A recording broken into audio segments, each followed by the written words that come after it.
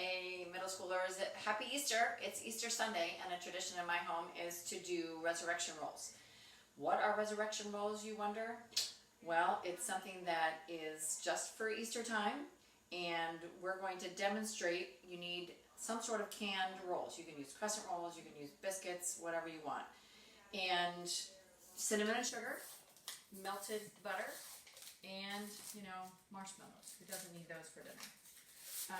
So we're going to show you how to do them, and then at the end, we're going to show you what happens when you open a roll, because the whole point of it is like the empty tomb.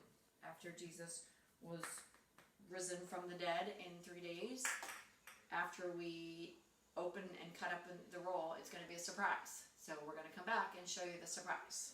All right, so we take a biscuit and we, make it a little bit bigger, kind of like what we did with the pizza bombs.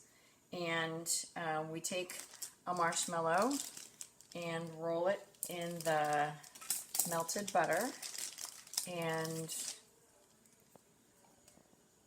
dip it in the cinnamon and sugar. What's not to love about these, right? But here's the trick. You have to make sure, you have to make sure that the dough seals, or else it doesn't work.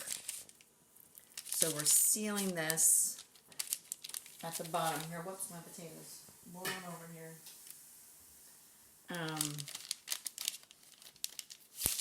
So we make sure that seals at the bottom. We don't want the marshmallow to ooze out. And then it bakes like that in the oven. We'll show you, we'll cut it open after they're done baking.